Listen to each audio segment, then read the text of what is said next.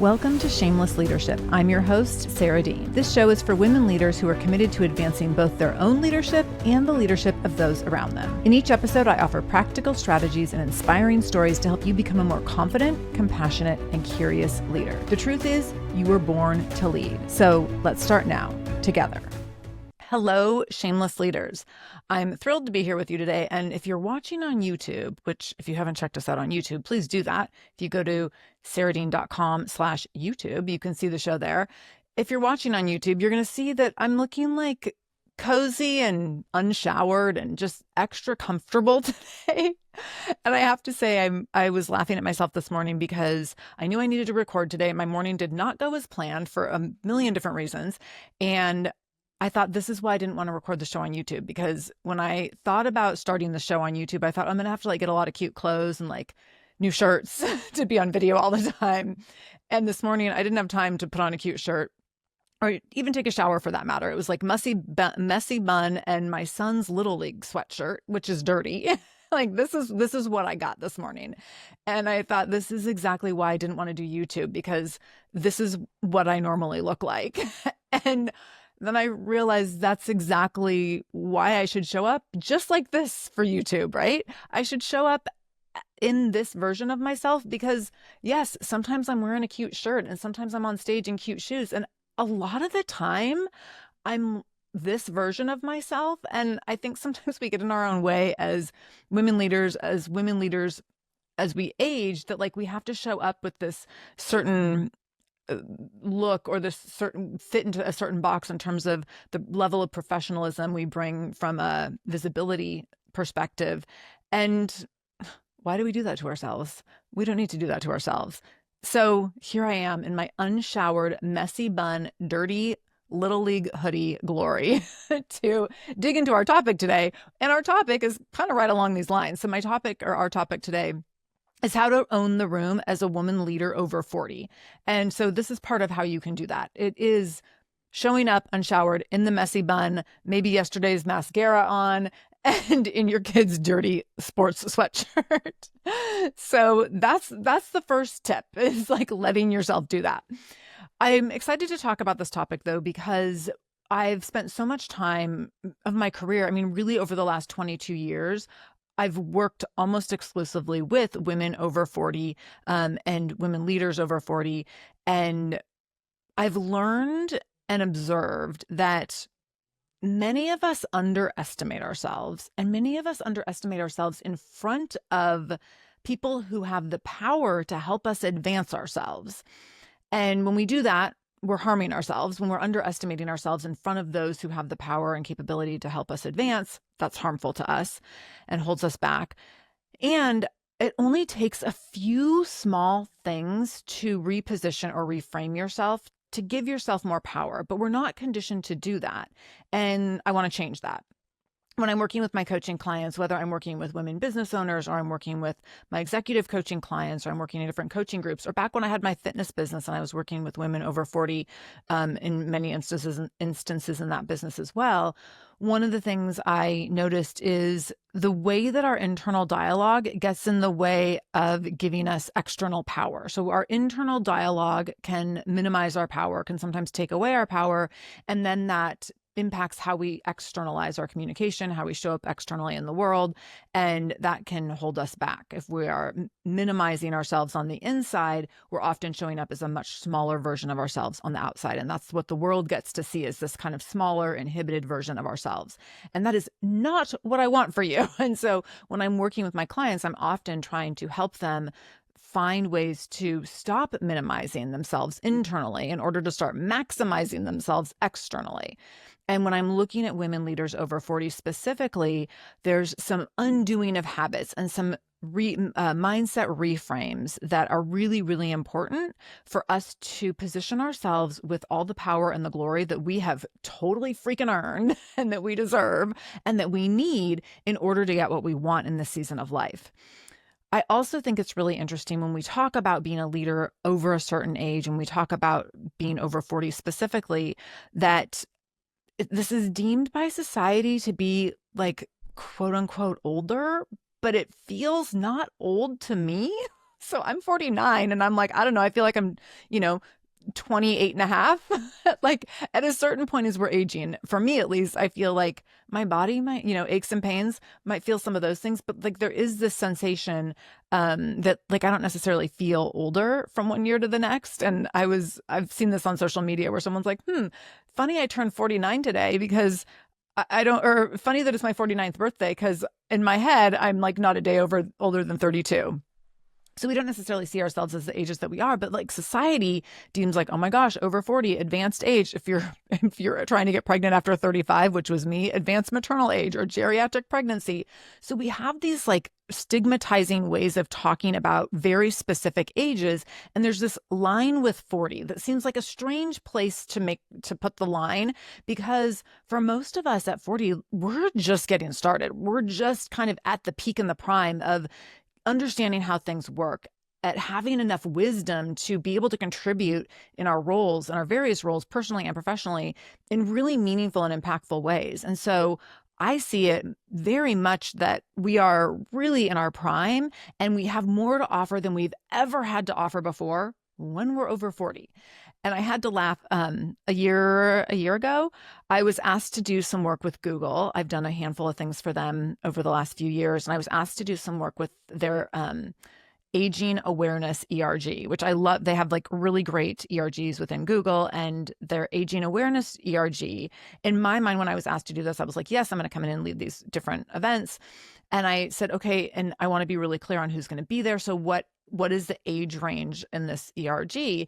And in my mind, when aging awareness ERG, I was like, so is it like mostly employees over 60? And they were like, oh, no, it's anyone over 40. And I was like, anyone over 40? And like, these 40 is young. For like 40, we are just getting started. That doesn't feel like we need to have a lot of awareness around aging just yet, to me.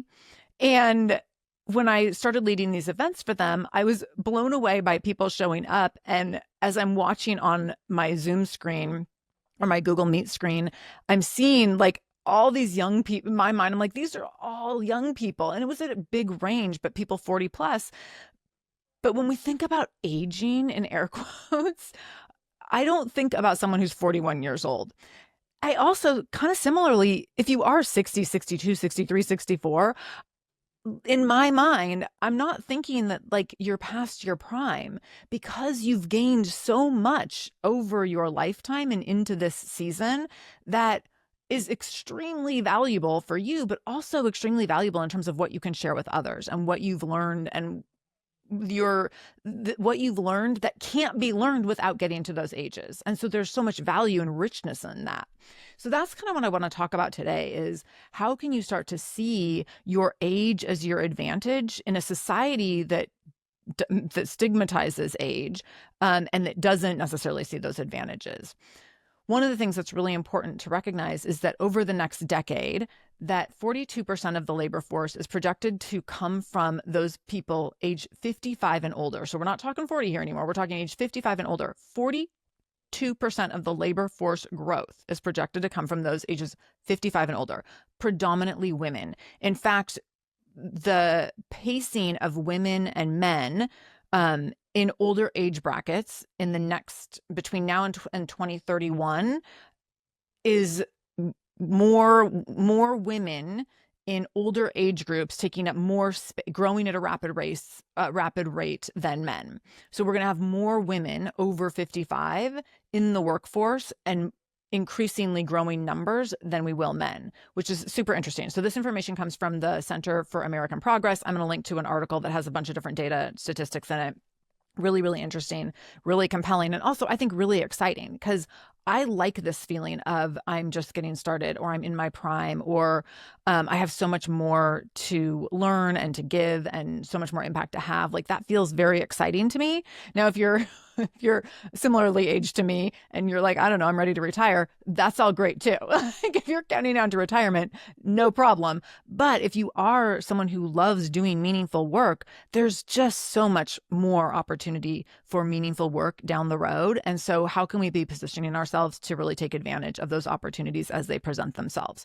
So let's talk about how we can embrace this kind of evolved leadership identity, how you can take up space in new, meaningful, impactful ways, and how you can combat being in a workforce or an industry that prioritizes youth or prioritizes speed and loudness and kind of the things that are associated with people being younger in the workforce. How can we take up space in a way that shows the value of depth and discernment and emotional intelligence and emotional regulation and experience, but also not just the experience, but the wisdom that comes from experience and the decentering of self that comes from aging in an industry or in a role. And so those are the things we're going to be digging into today, which I'm really looking forward to, because I think this will be helpful in helping you refocus your thoughts around aging in the workforce. But also, I think it'll be helpful in helping you shift your mindset into a way where you feel empowered by your age versus feeling held back. And hopefully that helps you feel like you have the ability to destigmatize what society and culture has decided to stigmatize for us. So let's talk first of all about how the leadership landscape is changing. So the leadership landscape is changing in the fact that there's recognition that aging populations will be more predominantly taking up space in the workforce as people, and women especially, have better health and have better access to health. And like, I should knock on wood here because, healthcare for those of us in America, it's not moving in the best direction. But the trajectory has been that women, more so than men, are living longer and having better health outcomes. And so that means that we are more physically able to work longer. And we do have a higher level of physical capability. And so what is that going to look like as we're aging? And what does that mean in terms of longevity in our careers? When we look at women growing in their careers as they age, we can see that women over 40 are often overlooked when we look at ageism in the workplace, which is very real. But in truth, what organizations need is exactly what you have. So we're overlooked, we're underestimated, we're discriminated against, especially in faster paced or tech-driven industries that are predominantly led by oftentimes younger white males. But we're also the exact thing that they need. So they're discrediting us, but they also need us really badly. So how do we make that case for ourselves if that's where we want to be? And now a bunch of you are going to be like, yeah, I don't want to be in that place. I don't want to be in the fast-paced, young, white male tech industries, which, amen.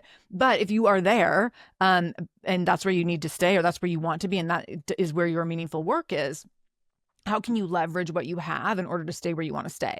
So the truth is that organizations are starving for grounded, emotionally intelligent, mature leadership. I can tell you that I've had so many clients, and I can tell you from my husband being on a long-time job search after being laid off 2 years ago, that young, inexperienced leadership is suffering. I mean, it's pretty horrendous out there in terms of people being promoted into leadership roles too fast and too young with too little of experience, not being trained properly.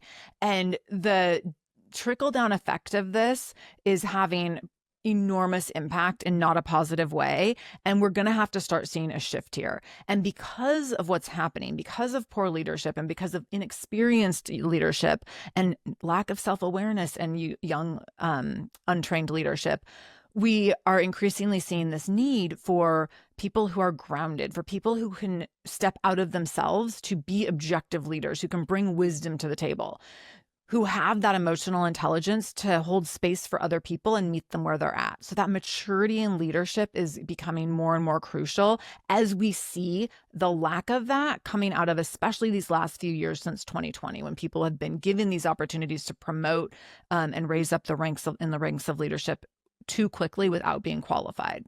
So how can you position yourself to be the person that these organizations need? How can you have enough awareness and educate yourself on where these gaps are in leadership to say, hey, I know what pain points are in leadership right now, and here's how I fill those holes. Here's how I am the exact candidate for this, and here's how I'm countering what we're seeing right now. So your depth your insight, your emotional intelligence capacity, your ability to recognize patterns. So this pattern recognition that happens over the course of being multiple decades into a career, and your ability to see nuance in all things, to not just see an issue for what it is, but to be able to see the layers of every issue, to be able to see issues from different angles and perspectives. That all comes with age. All of that, that's your leadership secret sauce. That's your leadership gold. That's how you set yourself apart.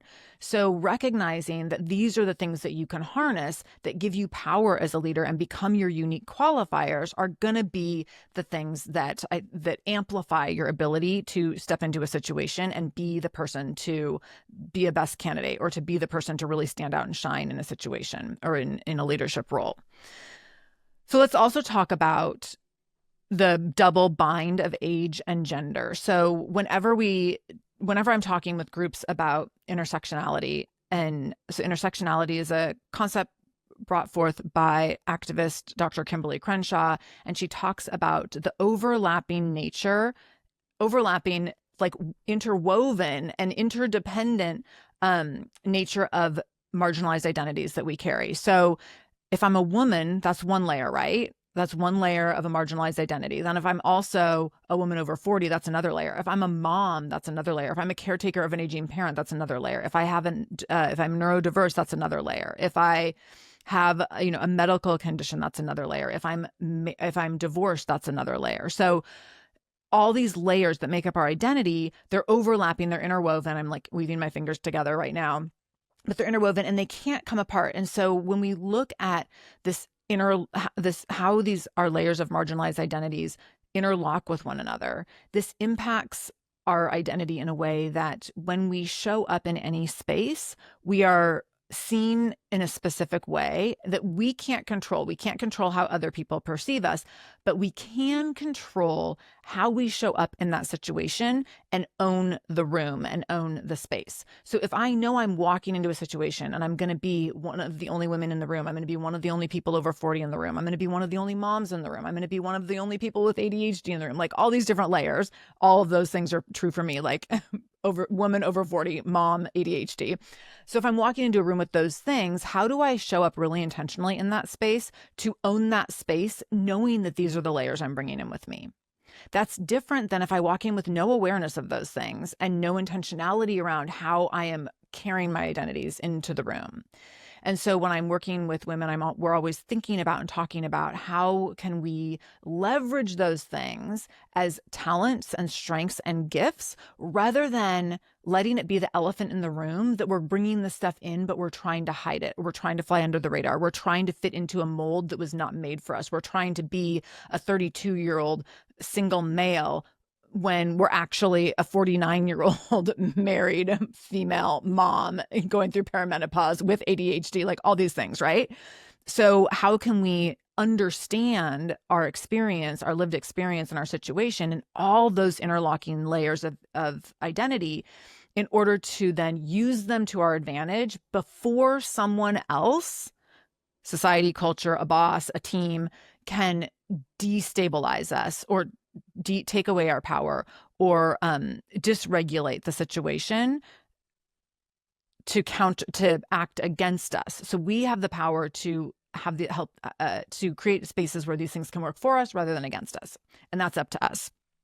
So when we don't take control of these things, when we decide that we aren't going to own these parts of ourselves and lead from a place acknowledging that these contribute to our greatness, then we end up shrinking. Then we end up internalizing these layers of identity as negatives that work against us instead of part of the thing that's working for us, part of our secret sauce, part of what makes us great. So I want to encourage you to think about how can you let the things that make you different, those differentiators, also be the things that make you great. And I can say, being raised by a single mom, when I work with single moms and when I look at how my mom presented herself as a single mom, she oftentimes talked about, I'm doing this as a single mom. She talked about taking on extra roles when I went to college. She was a teacher and she took on this extra assistant vice principal role to help make money to get me through college. And she took a lot of pride in, I'm doing this because I'm a single mom. This is what needs to get done. If I want to help my daughters get through private elementary school, private high school, and then also through college, this is what I have to do as a single mom. And she took a lot of pride in that. She didn't shrink from it. It wasn't like, oh, poor me, oh, woe is me. It was like really shining a spotlight on, this is what I'm going to do. You think that I'm going to let this hold me back or hold my daughters back? Like, hell no. Hashtag watch me, go make this work. And that's something that I learned from a very young age. And I've put a lot of work into recognizing, where are my opportunities to do that? Where are my opportunities to own the thing that might otherwise hold me back? So when I'm working with single moms, I'm always saying, like, how can we make this your superpower? Yes, you might need accommodations. You might need to, get to work late because you have daycare drop off. Maybe you have to leave work early to pick kids up from school. Maybe you need accommodations in a certain place. And also, how can you make that thing that other people might try to other you with be your superpower? So let's do that with age as well. So let's talk about what you actually bring to the table when you are 40, 50, 60 years plus in the workforce, the things that can't be taught. So I'm going to go through a handful of things here and kind of give you this list, but you bring so many things to the table, and I want you to constantly be able to know, and off the top of your head, be able to identify these things as gifts, as attributes, as positive characteristics, and as the key to your success, or the keys to your success, and the secret ingredients that give you something that others can't have yet. And so when you have that opportunity to be like, hey, because of this, I have something that other people in this room can't have yet. That's a differentiator. That gives you power in a situation where maybe you would otherwise feel like you don't have power, or you have less power than other people in the room. So the first thing that you bring to the table is discernment. When you have discernment, when you've been around the block a few times, when you've been through the ups and the downs, you've seen trends come and go, like you've been through hard times, you know how to adapt, you know that hard times don't last forever. You also know that the great times don't last forever. So you're always preparing for like all the what ifs. You have a level of discernment that is unique to that longevity and that experience, and that counts for something. So that means that you are ready. You're ready for the hard times. You're also ready for the great times. You also know that neither of them last forever, so you also don't get too overwhelmed or stuck in the high-low emotions or the low emotions. You can read a room in 30 seconds. You can read a room and be like, okay, I see this, this, and this, and that means I need to go do that. And so you read that room in 30 seconds. Some of this is intuition, but the intuition is from data that comes from your experience. So this intuition, it's not that you were born with this intuition on how to read the room and how to know what's next and how to handle the unexpected. It's intuition that comes from having navigated enough experiences and gotten through enough hard things and great things to be able to sense when things are moving in a certain direction. I got this. It's okay. I can figure it out. And if you don't have that lived experience, you're not going to have that same intuitive gut or that same intuitive hit. You instead might be like, oh my gosh, I don't know what to do. What am I going to, you might go into panic mode. You might go into catastrophizing. You might go into rumination. You might go into fight or flight. You have a very different reaction, and reactive behavior looks really different in those younger, earlier decades of work than it does in those more advanced decades of work. And we can see this. You see this when people panic. I mean, you've probably been sitting in meetings before, and you see someone who's newer in the workforce panicking about something, and you're like, it's going to be okay. Like, I've been here a million times. And I feel like this a lot of times when I'm talking about building businesses and having built businesses for 22 years, there's so many things I've panicked about over the years because I thought, oh my gosh, like this has never happened before and I don't know what to do. And now so many things that have never happened before have happened that I'm like, I can figure out all the things that haven't happened before. I'm not scared of the things that haven't happened before anymore. But I see when I'm working with newer business owners, when I'm working with leaders who are facing hard things for the first time, how everything that's new and different feels like the biggest, hardest, scariest thing because it's new. But you, as this older person, don't experience that newness in the same way, or these things aren't actually new to you. So that's the first thing, is discernment. The next thing is perspective. So because you've seen leadership trends come and go, and because you've seen what works and what doesn't work. And you've seen being in moments where you're like, I know this won't work, but we're doing it anyways because someone in this organization said we have to do it. You have this perspective where you're like, okay, like, let's just go. I'm here for the ride. So you have a perspective in terms of not being distracted by the noise. You have a perspective of understanding what different things mean and what we need to focus on and what's not, like what's important, what's not important. And you also have the perspective of being able to apply different experiences in education to situations in different ways. And so you can offer something different when there's to any conversation at hand. You can say, hey, have we thought about it from this perspective? Or, hey, what about this? Or, hey, I've seen it done this way. Or, hey, in the past, this has worked. Like, would we want to try that? So you have that unique perspective that doesn't come from just showing up, that doesn't come from getting a certain degree. It comes from that ongoing experience and the constant learning and growth that comes from all those different experiences. The next thing that you have under your belt is conflict navigation and being able to navigate hard conversations and being able to navigate tricky communication and sticky communication. You've had to sit in those moments. You've had to sit in discomfort in all sorts of different ways to navigate hard conversations. You've had to show up after making a mistake and own it. You've had to repair mistakes. You've had to embrace openly, publicly lessons learned. You've had to learn how to do this navigating grace, navigating with grace. You've had to learn how to get through gritty times and decide who you want to be in those moments. So now when you face new gritty times, you have a clear sense of, this is who I want to be. This is how I show up in these kinds of moments. This is what I do when there's a conflict or when there's sticky, tricky, icky communication. So you have that experience that's really, really valuable and can not only help you in those moments and give you power in those moments, but it can also be really powerful modeling to those around you. And it can put you in a position of being able to facilitate getting to a desirable end because you have the skills to navigate the conflict when other people don't, when younger people don't. You can facilitate, and I want to be clear, I'm saying facilitate and not manipulate, but you can facilitate a desired outcome and do that in an ethical way. So when I think about like manipulating it, because that could also be a direction you would go, that doesn't feel so ethical. You probably could manipulate some situations. But if we want to facilitate situations and communication in an ethical way, you have that experience to do that.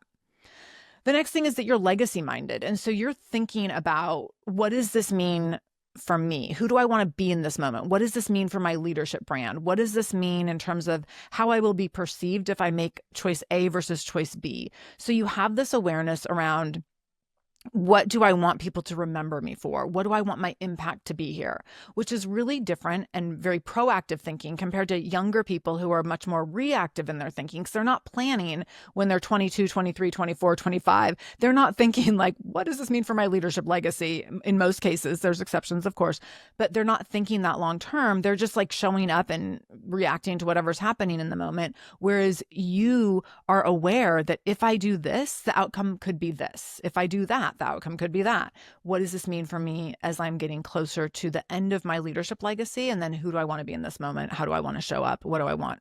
What do I want my turnout to be here?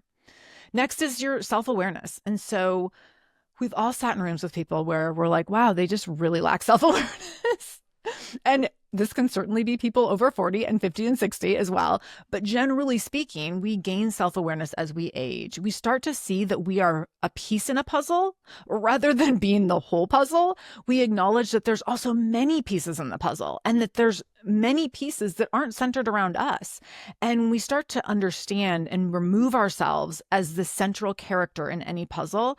Then we go back to that ability to have a different perspective and that ability to practice discernment. So that self-awareness can be really, really powerful and absolutely essential in getting what we want to get, in bringing people alongside with us, in being able to show up in really intentional ways, and in being able to show up in a way where we can get a leg up on someone else, where we can understand what we need to do to show up and shine in a situation. And especially if we have a very specific goal as an outcome for that situation. And then the last thing in terms of what you bring to the table is a 30,000 foot perspective or viewpoint. So because you are aware of your self-awareness as it relates to other people and not just being this like bubble of one, you can look up above a situation and look down with that 30,000-foot view to see the moving pieces. And you can see, how are other people experiencing this? How do these pieces work together? What are all the systems involved? How do they interlock? How do all the cogs in the wheel impact one another? And that 30,000-foot view can deeply impact how we show up and take action and make decisions, because it allows us to think like 3 steps ahead. It allows us to be much more strategic. It also allows us to have some objectivity, which is really powerful as a leadership skill, but it's also really essential as a leadership skill. And so when we're looking at that perspective versus some of our other maybe younger counterparts, being able to have that 30,000-foot view is going to give us that advanced edge in terms of being able to come up with ideas and suggestions and opinions and ways of problem solving and troubleshooting that are going to be more helpful and more insightful and have more layers and depth to them, because we're able to see that bigger picture. So now that we know all this, now that we know how we have these pieces that we can leverage, we know what we bring to the table, then we need to do a couple things. So first, stop apologizing. So stop apologizing for your wisdom or minimizing your wisdom. So stop saying things like, well, I know I'm older here, or back in my day, or, I know that this might sound old school. Like, stop minimizing what comes with age and instead maximize what comes with age. So shifting your language to really proudly own your experience and really proudly take up that space. So saying, based on what I've seen over the last 20 years, here's what I know works when the stakes get high. Here's what I've seen work in the past. Here's what I've seen work in XYZ kinds of companies. Here's what I've seen when I did this project for this kind of an organization. So really owning those experiences as something that's highly valuable and puts you in a position of high value is going to be so crucial. So you just heard multiple times in this conversation me saying, as a business owner of 22 years, I say that kind of stuff all the time, because what that does is this solidifies my expertise, my credibility, my authority. It helps people understand that I know what I'm talking about. This isn't day 2 for me. This isn't day 1. This isn't year 2 or year 1. This is what I've been doing. This is my life's work for decades. That counts for something. That is credibility building versus credibility minimizing. The only way that can be minimized is if I'm shrinking and I'm minimizing it and allowing other people to do that. If other people want to be like, I don't know, she seems like she's been doing this for a long time, maybe she's too old, I can quickly acknowledge, oh, you think I'm too old. Let me tell you what I know from doing this for 22 years. And I can tell you, which I don't have time to do right now, but I could tell you exactly what I have that people who've not been doing this for 22 years don't have. So how can we be positioning ourselves in those ways? Then using your voice and your presence to anchor yourself, not apologize, to really use that as a stabilizing force, that because of this wisdom, because of this age, because of my time dedicated to this, because of everything I've been through, I have a voice and a presence that are grounded and rooted and strong and sturdy and have staying power and have impact and can contribute in meaningful, purpose-driven ways. That is power. And that gives you that place to position yourself as that subject matter expert, as someone who's had experienced invaluable lessons and seen invaluable lessons unfold in live time that younger people can't speak to. So this is about making space and holding space. How are you making space and holding space? Not even trying to compete with younger leaders, not even trying to compete with your younger counterparts, because you don't need to compete with them. Instead of thinking that you need to be competing, how can you think about how you want to complement those in the room that have different skills than you, maybe have lesser skills than you? How do you want to collaborate with folks of all ages and abilities and backgrounds and levels of experience? How do you want to build community with those who have different perspectives and ideas? And how do you see the value in building community with those people? So instead of thinking that there's this competition around age and who's younger or who's like more energetic and vivacious, instead thinking about how your work and your abilities are complementary and collaborative and based in community building and give you that upper edge because of all those things. This gives you the right to speak. This gives you the right to own the room. This gives you the right to take up a lot of space, This also means that your leadership, it doesn't need to be loud because of the confidence that you have. It doesn't need to be loud because many of the people whose leadership is the most loud are really uncomfortable and very insecure. And you have the discernment to know that. You know that other people's discomfort or other people's insecurities, that's about them. That's not about you. So if other people are uncomfortable with your identity, your age, your gender, any of the things, like that's about them. And you can acknowledge that's about them, and that makes their discomfort about them. It doesn't mean that you need to hold space for that discomfort. So thinking through, if other people are uncomfortable with what you're bringing into the room, they see you as, too intimidating or too much or too whatever, that you just understand that as, oh, it's because I'm showing up fully. And if me showing up fully is intimidating or threatening to someone, as long as I'm not doing harm, that's about them, and they need to grow in maturity. I don't need to diminish who I am or what I have to offer in this space. So I want you to now think about, what are some ways that your leadership has improved with age? What are some ways that you can showcase those improvements in terms of ways to give you power and ways to give you leverage? And then the next time you catch yourself minimizing your ability or your experience or how long you've been doing something, to really instead feel your roots, feel that groundedness, and feel the strength and stability and sturdiness that comes with that gift that you have that a lot of the people around you don't have. And then practice saying things in new ways. Practice saying, here's what I know from X amount of years or X amount of decades of this. Here's what I know. Here's what I've seen. Here's what I've experienced. Like really owning and embracing that legacy that you have built and the lessons that come with that. So this is not your time to be quiet or small or fading into the background. This is your time to lead with a fire in your belly and with wisdom in your bones, and to own it and embrace it and really embody it. You're not just experienced, you are expansive. And this is some of my favorite work I get to do with my coaching clients, is like really helping them embrace expansiveness because of everything they've experienced. The world needs your expansiveness more than ever before. So embrace it, work with it, play with it, own it, take up all the space, and let me know how it goes. Keep me posted. I love to hear from you. And please know that I'm in this with you always. Thank you for allowing me to spend time in your ear today. If you liked this episode, be sure to subscribe to this channel. To learn more about my speaking, training, and coaching services, visit sarahdean.com. That's SARADEAN. I would also love for you to connect with me on LinkedIn at sarahdean.com/LinkedIn or on Instagram at sarahdeanspeaks. I love hearing from my listeners. Thank you for showing up for yourself today. I see you, I hear you, and I'm holding space for you today and every single day.